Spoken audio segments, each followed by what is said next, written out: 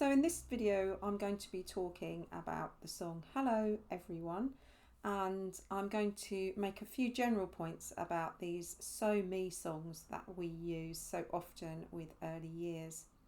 The first thing to say is that we use So Me songs because that is a minor third interval is very easy to pitch, and it is the most commonly interval which is pitched by babies and young children in all parts of the world. So if we're focusing on pitch, it's a good place to start in order to help children pitch successfully. So when I'm pitching, I tend to start higher than I think, because the other thing to say about children's voices is they are pitched slightly higher than ours. So that's always something to be careful of, that we're not taking them. And if you're getting a groany sound from your children, it's probably because you've pitched it a little bit too low. So when we first of all sing the song, we're just going to sing it, and I'm going to introduce the children to this idea that I'm going to have a go and then you can have a go. And I've found that this is a really good way of helping the children know that when they are listening, that they need to be quiet and not make a sound in order to listen effectively, and also not to disturb those around them. And so that's a really good skill that you can use for other listening activities as well. So I say, my turn, your turn, and if I hear any noise during my turn, I'm like, oh no, sorry, this is my turn. So I go, hello everyone, hello everyone, and we get a nice response. And I can take that on, and we can do it over and over again. Don't be afraid of repetition. It's really important. So the first thing I wanted to say about doing these So Me songs is that all of them are a really good way of linking in some notational activities as well, and representing those sounds in a different way. So we're kind of going to introduce the idea of high and low, and I'm going to use these hand signs, which are Kadai hand signs, to do that.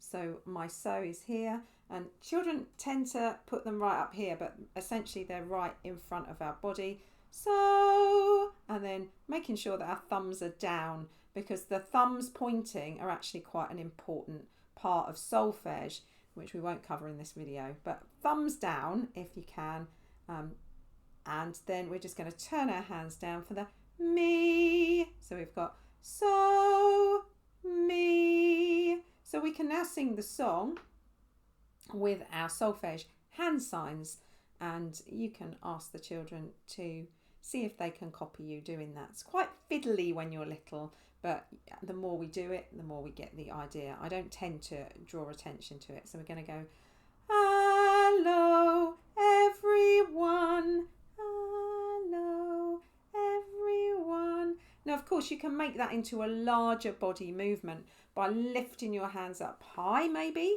and coming down to the floor for the lower one, or maybe lifting your hands and putting them on your shoulders. So hello everyone, and the children will find these large body movements easier than these small hand movements.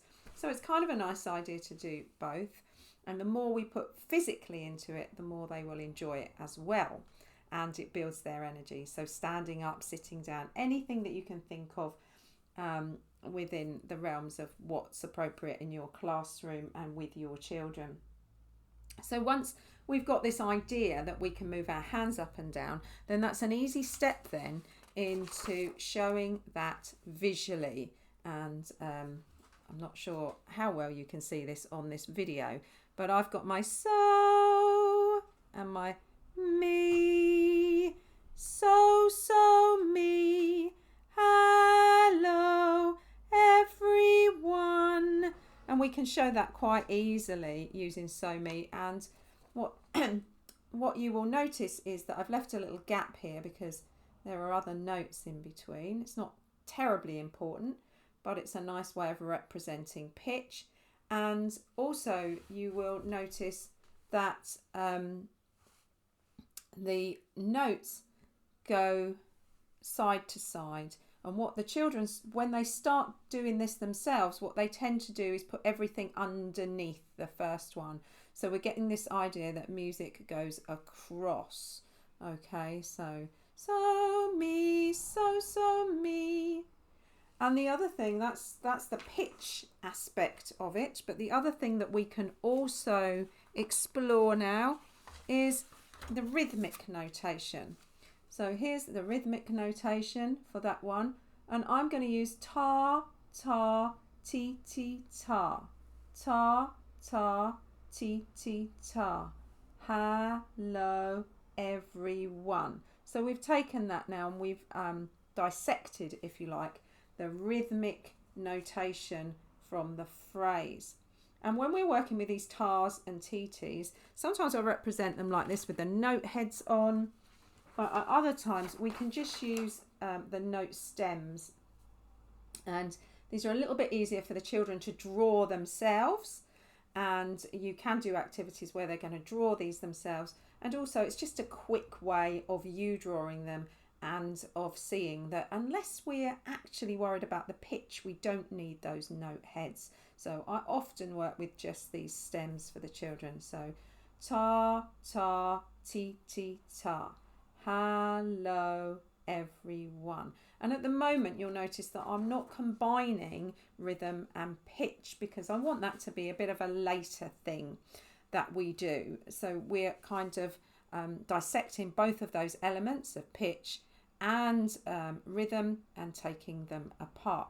And obviously, now it's a very small step now to us representing something like that in pitch or rhythm, and then us making up new 4-beat rhythms. And this is a nice place to start with a 4-beat rhythm because it feels familiar to us. So if I stuck an extra beat on there, you would find that the children would probably find that quite hard because 5-beat rhythms are not things that we are particularly used to. Not to say we shouldn't do them, but just so that you're aware that this 4-beat rhythm is something that they are going to be familiar with because it is around us all of the time. So you can see very quickly here that I can move into the children writing their own rhythms, and sometimes I just have a stack of cards of tars and a stack of TTs, and we write out our own 4-beat rhythms, and they can select them, I can just select them, and we can try out different ta, ti, ti, ta, ta. And then you can go away and ask them to do that in pairs or on their own, to draw their own, or you might want to give them little sets of cards to make their own rhythms. And actually that's them starting to write and notate their own rhythms, and we can also do the same in pitch. So we take our so's and our me's, and we're going to we could have a little pile of both of those, and we could make up our own little melodies using so and me.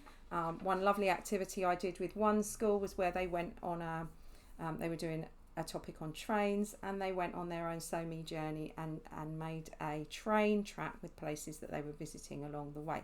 Lots of application and things that you can do with that, and we just started with a very simple little song which could go on and produce lots of things. So let's go back to that song and let's think about how we can extend the song itself.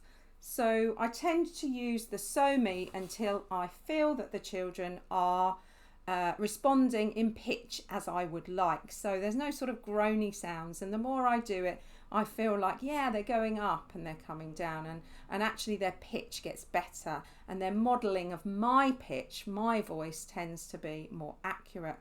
So then I might stick in another sound, and the sound that I'm going to stick in after that is the la. So we go so, la, so, me, or hello, everyone. Okay, so we've actually put in, and that la sound is the next sound really that we are going to be most familiar with just in what we hear around us. So again, you can do all those other activities, putting in the la and all of that. And then if I really want to extend the song further, I can put an ending onto the song, which goes, nice that you are here. And this is using the intervals mi, mi, re, re, do. So these are extensions that I probably wouldn't start using notation for just yet, but we're becoming aware that there are more sounds. And the song in itself now is working in a pentatonic scale. That's a 5-note scale. So the whole song, hello everyone, hello everyone, hello everyone, hello everyone, nice that you are here, nice that you are here. Okay, so we've now got this nice longer song that we can sing. We can focus in on different parts of that song, and particularly we're going to think about the tars and the TTs and also the so me. There are other ways that we can extend that song. So at this point we might want to think about how we can change the words of the song to create something a little bit different. We could, instead of singing hello, obviously, we could sing goodbye everyone, changing the words like that. But we can also think about other ways that we can change the words.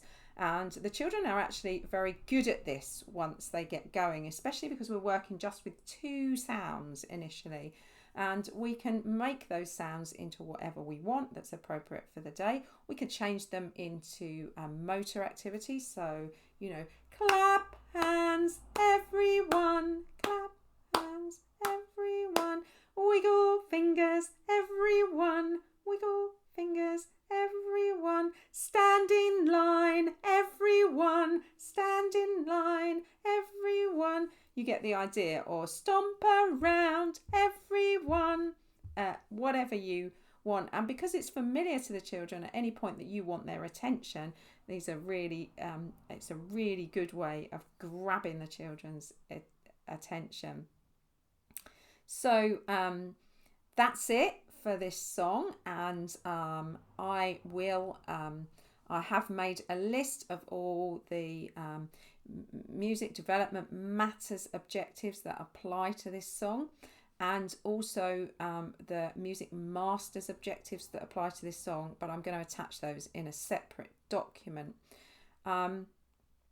You can also see how much of development matters objectives are represented in activities like this. We're asking the children to listen, to be still for a moment while someone else does something, to copy or to respond to something, to invent things of their own, and to take turns. So one of the other ways that we can, of course, ask them to individually respond to this is where we sing a name. So, hello Sally, hello Mrs. Pavey, and so on. You can kind of see how that could be a register song or whatever you want. But to ask for an individual response, when I do that, I'm asking them if they would like to, and I am never insisting on it, and always moving on and giving them a way out of the activity. Like, if you don't want to, you can just wave to me or something like that. And also, I wouldn't be asking them to do this individual response until we'd had a long go at it ourselves together as a group. But you will start to find that the children want to do it themselves and just start singing it themselves, some of them. So there you go. That's hello everyone. Thank you very much for listening, and I'll look forward to seeing you in the next video.